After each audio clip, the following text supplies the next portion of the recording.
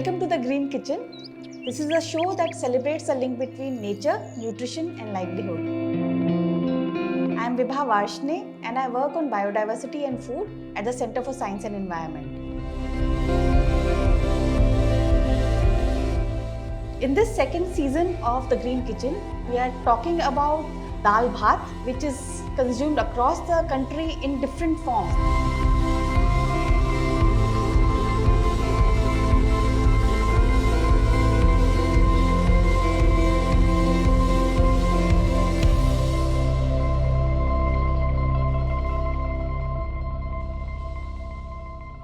Dal Bhaat is legume and rice.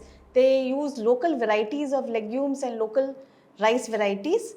So welcome to the show. Thank you, and Bhaji. sir, we are talking about this combination from Himachal Pradesh. This is Rajma and this is a local rice variety from Himachal. So what can you tell us about this? I will begin by saying that although we are going to discuss today the Rajma from Himachal and the sticky rice from Kangra, this is a combination which is universal, pan-Indian. You go down to Kerala and you will still say people are familiar with Rajma, Chawal and ghee. You go to Northeast and you want comfort food, it would be either Kadi Chawal or Rajma Chawal with ghee. When you are heading towards Kashmir and you get down from Patni top, you come to a place where the only meal which all the dhabas serve is Rajma, Chawal and ghee. So, Ramban, that area is. I think the interesting part is that although we are told that kidney beans came from Latin America with the Portuguese Columbian exchange, I am a bit reluctant to accept this. I'll tell you why. Because I think Rajma is cooked as Madra in Himachal Pradesh. Madra is a special ceremonial meal in which a curry is made of Rajma with curds, thickish gravy. And it tastes very, very good. It's a very, very sattvic. No less than garlic, tomato puree, etc., etc. No Punjabi Rajma. No rasse misse Rajma. And before we come to any of that, let's look at the name. It's called Madra. Why is it called Madra? Because Madra was a kingdom in Himachal Pradesh, abutting Jalandhar, abutting the borderlands, where from came the co-wife of Draupadi called Madri. You remember Madri? Mm-hmm. So Madri was also one of the wives of Dhritarashtra, the Blight King, like Kunti. And what had happened was, Dhritarashtra was married to a lady, Gandhari, who tied. Gandhar was again in the frontiers. So this frontier land was very well connected with the heartland during the epic age, the Mahabharata stories. And the Mahabharata stories talk of Madra, where Madri came from. Mm-hmm. And she's the one who did not commit sati and lived on. So the problem is that Madra derives its name from a region which dates back to thousands of years before the birth of Christ. So I'm a bit reluctant to accept that. Also, there are different varieties of Rajma which are available in different parts of the country. There is a Chitral variety. This is a red variety from Himachal Pradesh. Yeah. But you have from the frontier area Rajma Chitra, which is specked and looks like French beans, multicolored. Mm-hmm. Chitra is a picture. Chitra is small dots. So you can say the name gets out of that.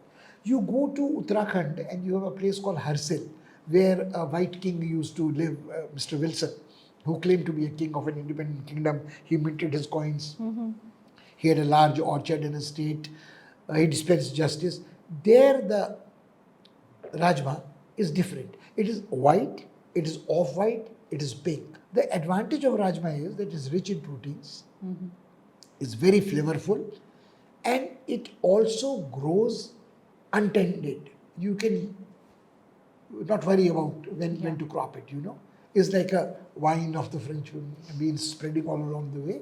And you have, so this is a hardy crop. It's a Hindi mein kahin gari parvar hai. It is full of nutrition. So there are varieties. But then let's come back to the Madra. Madra is cooked essentially in a feast called Dham. Dham is a ceremonial feast arranged in Himachal Pradesh, which is cooked by professional Brahmin cooks called Montis on charcoal fire, slow cooked. Now, slow cooking has come back into fashion. So, if you slow cook Rajma, it becomes even more flavorful.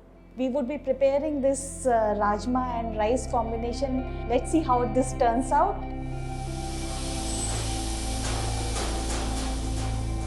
हम बना के देखते हैं, इसमें हम दही के साथ बना के इसकी देखते हैं। ग्रेवी दही की होगी, थोड़ा हींग होगी, थोड़ा मतलब लाल मिर्च वगैरह तो पड़ेगा ही, जो सूखा हाँ। पिसा मसाला होता है। हाँ।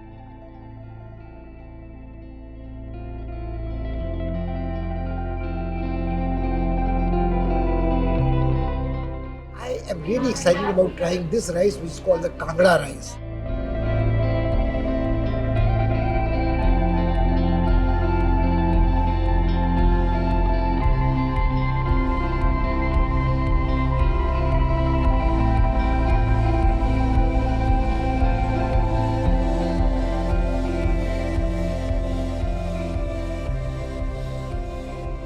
It's become very popular, and you also have packaged foods, instant foods, which are a combination of rajma and Well, chawal. for a long time when I was a kid, I thought that the beans which came in a can were rajma beans, but they are not. They are different beans altogether. But beans on toast. Innovative chefs have been doing funny things with interesting things. Funny is not the right word with rajma. I have had a lovely rajma khichdi where instead of a dal, rajma was mixed into with rice, and when the khichdi was cooked, it was almost like a pulao. It was spiced with bay leaves, star anise, peppercorns, cinnamon, cumin, and then when it was cooked, on top of it, if you are a vegetarian, the chef put a portobello mushroom, which covered it and gave it a meaty texture. If you are not, and if you are a strict vegetarian and did not like the idea of this mushrooms, portobello or otherwise, it might be in the jam. So what you did is that you made a nice urad ki badi, but fresh, and put it on top of the rajma khichdi. So rajma khichdi became almost like a celebratory dish of a pulao. So freshly made badi, and I think rajma kebab tastes quite good actually. Is quite a variation on the jackfruit kebab or a yam kebab or a raw banana kebab.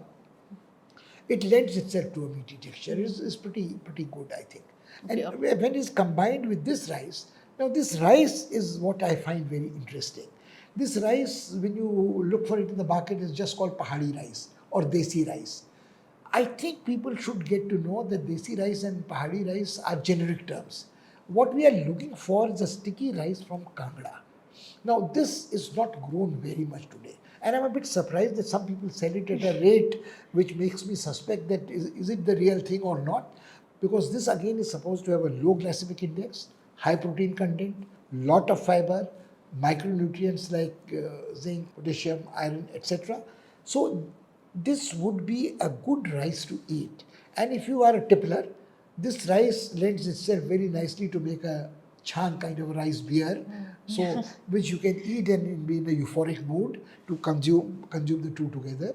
I think it is a delightful rice, and what the local people tell you, the local legend and lore is that this rice is the original rice grown in the Kangra Valley.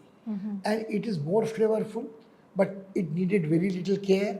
It did not need lots of water for irrigation. So if you are interested in sustainability, if you are interested in livelihood, you think that if the peasant is not wasting too much time with hard-breaking labor on growing this rice, transplanting it like basmati, he would probably have a lot more time to do other things. And for nutrition, it would be unmatched. And flavor would be different. I think this is something which we've been trying to share with our viewers all along, that if you get your mind out of the trap of the basmati and come to become familiar with the different rice grain varieties in the country, each rice grain has a distinct personality of its own.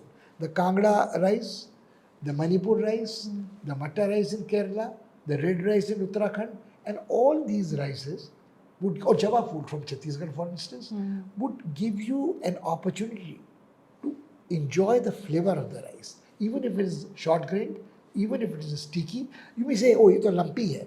Each grain is not separate. But ultimately, when you eat, do you eat each separate grain? No. Or you combine it with dal and eat it as a lump? So I think sticky rice has its own pleasures and joys. So I suppose that's why it's called a comfort food, because you don't have, it's comfortable for cooking also, it's comfortable for eating also, because you just mix together something and eat. No, I would beg to differ on one point. It is not necessarily easier to cook. if you are used to cooking long grained rice that separates polished, you would need a little getting used to cooking this rice which sticks together. And there is no denying that it doesn't appear as beautiful, as graceful as each grain separate.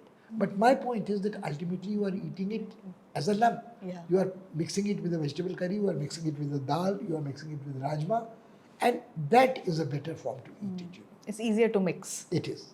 So Most certainly. that makes it a comfort food. Actually, I must confess, I have not seen this size of rajma commonly. Okay. But if it is usually this size of rajma, I am very impressed because our rajma in Uttarakhand, it gives me an infinity complex, is a much smaller in size. But you have many colorful. You have a variety we- of colorful rajmas. in Actually, Uttarakhand. we have we don't match even the colorful pigmentation of the Chitral Rajma from the northwest frontier, but our Rajmas are of different colors: smaller, white, off-white, pink, red, and they are flavorful. It's a nutty flavor, very nice flavor.